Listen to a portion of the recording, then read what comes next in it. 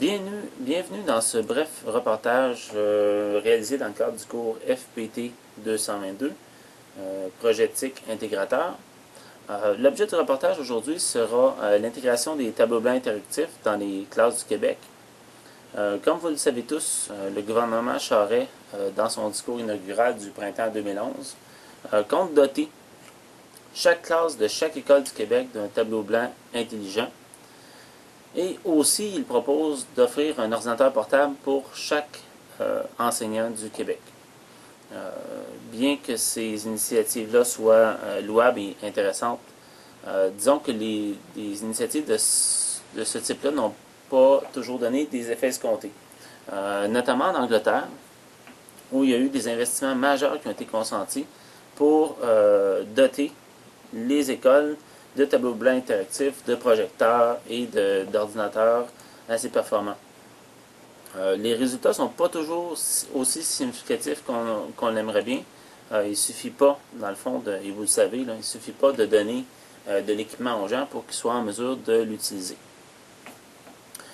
Lorsqu'on regarde ce que la documentation scientifique nous dit à ce propos-là, on s'aperçoit, et j'en avais parlé à certains des groupes l'année passée, il y a plusieurs personnes qui sont penchées sur les recensions d'écrit et on s'aperçoit qu'il y a 7 grands regroupements de facteurs ou d'obstacles, dans le fond, qui freinent votre intégration des technos. C'est une recension d'écrit qui couvre, dans le fond, les facteurs repris dans plusieurs pays. Il y en a un premier, évidemment, qui est, et non le moindre, qu'on appelle l'anxiété par rapport à l'informatique. Donc, le fait d'avoir peur de la machine et de ne pas trop savoir quoi faire. Disons que c'est un facteur qui vous affecte peut-être un petit peu moins, mais autrefois, disons que c'était un des facteurs qui était quand même majeur. Il y en a un deuxième, évidemment, la formation au techno, donc être compétent en TIC, tant sur le plan fonctionnel avec la machine, mais aussi de savoir comment bien l'utiliser dans l'enseignement, ça constitue le deuxième facteur. Il y en a un troisième qui s'appelle l'accessibilité aux ressources, donc où le gouvernement Charest vient directement influencer. Évidemment, la disponibilité du matériel, c'est une condition essentielle à l'utilisation, il va s'en dire. Il y a le quatrième et cinquième regroupement qui sont relatifs plus au manque de temps et aux problèmes techniques. Bon, évidemment, si vous manquez de temps pour préparer des activités et si vous avez des problèmes techniques à chaque fois que vous utilisez l'informatique, il est possible que vous ne soyez pas tellement enclin à les utiliser. Le sixième, c'est un peu la résistance au changement. Lorsqu'on veut essayer de faire des changements dans des grandes organisations, il va sûrement avoir les attitudes des gens un peu réfractaires au changement. Donc ça se passe surtout au début. Ensuite, au fur et à mesure que les gens utilisent les tableaux blancs interactifs, évidemment, il va y avoir un engouement chez les autres. Et le dernier facteur est celui que j'étudie dans mes propres travaux, le manque de perception des bénéfices des technologies. Donc, un manque d'utilité perçue des technologies pour l'enseignement.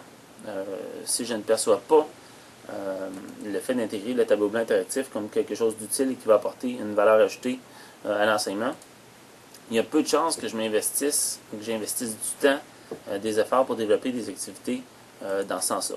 Donc, c'était les 7 facteurs documentés par Becta 2004.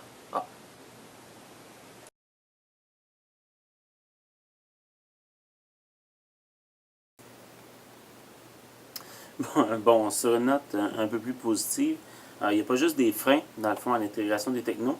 Il y a aussi des avantages. Les textes de la Becta 2004B, que vous trouverez en référence, parlent, dans le fond, d'effets positifs sur l'enseignement et sur l'apprentissage, bien qu'il ne soit pas nécessairement toujours facile de distinguer donc l'effet des outils technologiques de votre propre action.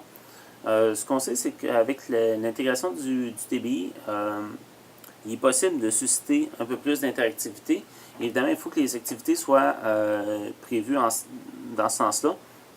Et il faut aussi que vous y mettiez du temps. Pour avoir vécu les formations sur les tableaux blancs interactifs, on voit qu'il y a un potentiel là très intéressant il reste simplement à l'exploiter et à l'expérimenter. C'est ce que vous allez faire, dans le fond, dans les activités aux alentours de Noël. Donc, je vous laisse sur quelques expérimentations du tableau blanc interactif que j'ai réalisé avec mon fils de 11 ans, bientôt 11 ans, mon fils Philippe. Donc, je vous laisse regarder ça.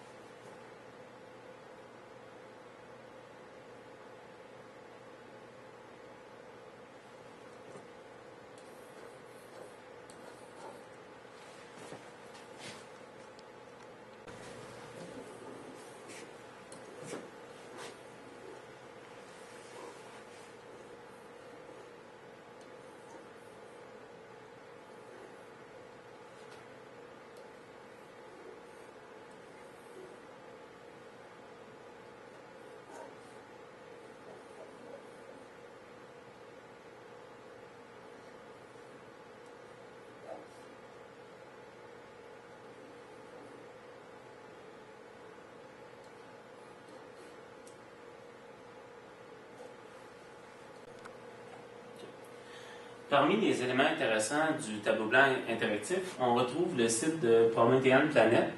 C'est un site qui regroupe des ressources qui sont en ligne. Donc, la partie qui est la plus difficile avec le tableau blanc, c'est de bâtir des paperboards. Donc, ici, sur le site de Promethean Planet, on a un ensemble de ressources.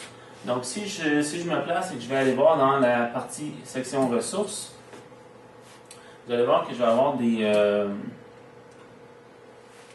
choix.